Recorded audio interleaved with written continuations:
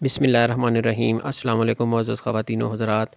हाज़िर व नाज़िर यकता व मेहरबान बेमिसल रब्बुल आलमीन के बाबरकत नाम से आज की वीडियो का आगाज़ करते हैं।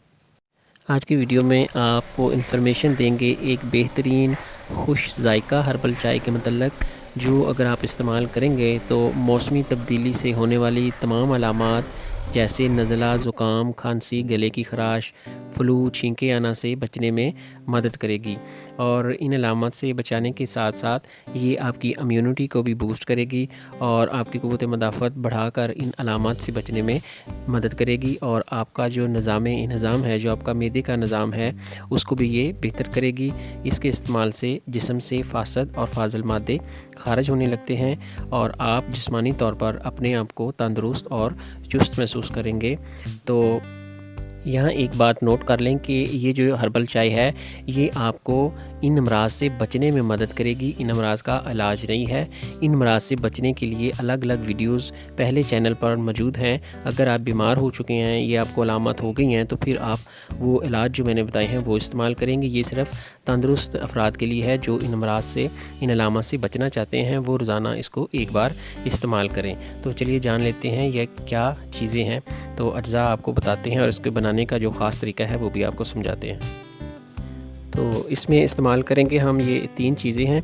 इन 3 चीज़ों का हम चाय बनाएंगे, हर्बल चाय बनाएंगे। तो ये इसमें एक टुकड़ा जो है ये अदरक का है और ये लेमन ग्रास है। ये आपको किसी भी अच्छे पंसार स्टोर से मिल जाएगी। तो ये देख लें, 1 चाय वाली चम्मच तकरीबन लेमन ग्रास है और 1 चाय वाली चम्मच ही सौंफ है।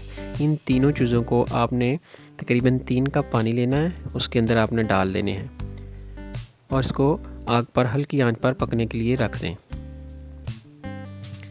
जब आप देखें कि तकरीबन 2 कप पानी जल गया है और 1 कप पानी रह गया है, तो आपने इन चीज़ों को छान लेना है और इसके जो कहवा इसको अलग कर लेना है। उस कहवे के अंदर आपने 1 कप खालिस दूध शामिल कर देना है और फिर इसको अच्छी तरह पकने देना है। चंद मिनट पकने पर इन अद्वियात का असर दूध के अंदर शामिल हो जाएगा और जब कलर चेंज हो जाता है समझ लीजिए आपकी हर्बल चाय बनकर तैयार है। तो पीते वक्त आप इसके अंदर 1 चम्मच खालिस शहद, गुड़ या चीनी डाल सकते हैं और इसको रोज़ाना एक बार इस्तेमाल कर सकते हैं। अगर आप रोज़ाना एक बार इस्तेमाल करते हैं तो सर्दी के इन अमराज से इंशाल्लाह आप महफूज रहेंगे। अपना और दूसरों का ख्याल रखिएगा और इस वीडियो को खल्क़े खुदा की खिदमत के पेश नज़र दूसरों तक शेयर कीजिएगा। इंशाल्लाह मिलते हैं नेक्स्ट वीडियो में। दुआ में याद रखिएगा।